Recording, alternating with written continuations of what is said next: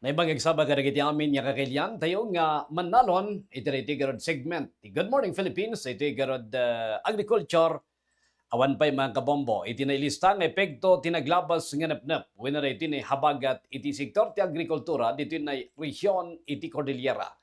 Siyon kini Jonathan Lianes, Public Relations Officer.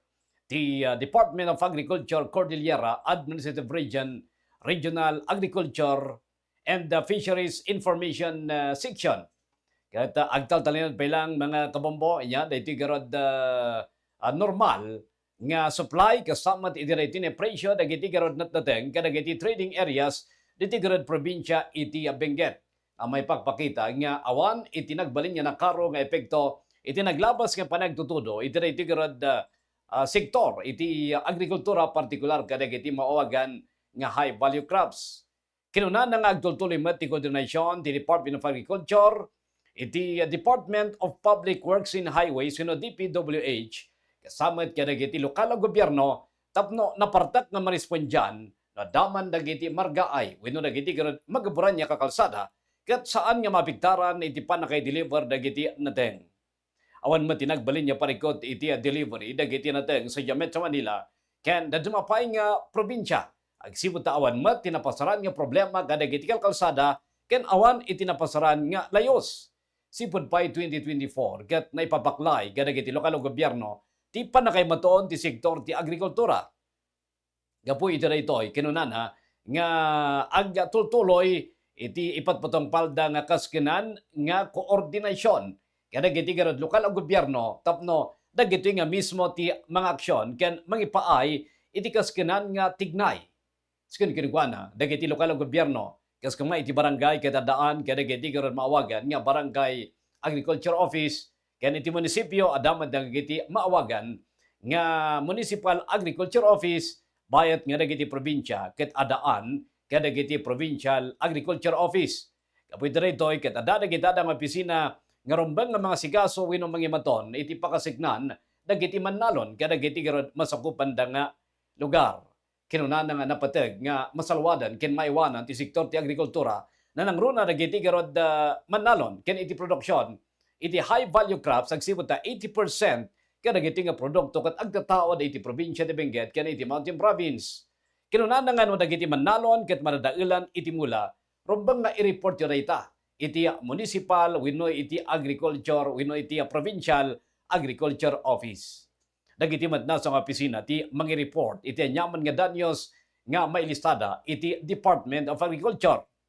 Inalawag ni Lianes nga no saan nga mabailan daytoy dagiti lokal gobyerno ket mabalin damat nga agkidaw iti tulong iti Department of Agriculture para iti panakipatong party validation kasamat iti panakasukimat dagiti danyos ken ti panakaipaay iti umno nga tulong nga kasapulan dagiti garon apektado nga manalon. Inalagipan na dagiti manalon nga rumbang nga agparehistruda iti Registry System for Basic Sector in Agriculture wenno RSBSA nga pagbasaran iti naso nga departamento iti panakaipaay iti kaskenan nga tulong wenno suporta manipod iti gobyerno ng runa no mapiktaran dagitoy iti kalamidad. Dagiti saan nga nakarehistro iti daytoy ket marigatan nga makaala iti suporta ken ayuda iti gobyerno. Agsibot ta daytoy iti maysa kadagiti kapatgan nga kasapulan. Kinuna nga nasaya at met no aga miyembro dagiti manalon kadagiti Farmers Cooperative in Associations nga accredited iti Department of Agriculture ka civil society organization. Kapoy daytoy kinuna na kadagiti manalon nga saan pay nga nagparehistro iti RSBSA ken saan nga nagmiyembro kadagiti association ken kooperatiba dagiti manalon nga accredited iti Department of Agriculture ket rumbeng nga agparehistrodan iti kasapaan nga gundaway. Kinuna nga adu dagiti garod magungguna dagiti agparehistro iti daytoy.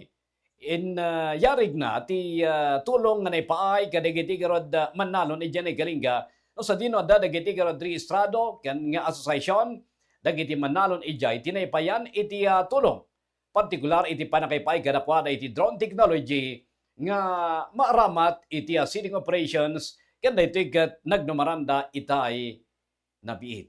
Lately, day tunay Apayo and Kalinga ket ada dito na farmers tayo nga nakapag-avail iti drone, the use of drone services anya. Dito na panag-usar iti drone ket inusar da para DJ seeding operations, EJ Kalinga, and these are dito na farmers nga nag-avail dito na services are registered sa RSBSA. Aside from that, Bombo Alfred, the particular program on drone kit jay intervention monitoring card. Dito iti nausar dagiti na mannalon tayo. No yan nakit ito nga mabayadan dagiti drone service providers nga maggapo iti DA ti use iti drone DA services da. So awan iti kwarta nga dumanon nga lumabas kadigiti na mannalon tayo, but because of them being registered with the RSBSA and the INC, ket nabaydan nga diretso dito na farmers tayo panggap dito manaka-register da as RSBSA and also INC. So that is an example of no hang kayo nga registered, hang kayo nga makaala iti intervention nga kasjay in let's say this typhoon season, no ada iti maited nga ayuda kunatayon. No hang kayo nga rehistrado, hang kayo nga makaala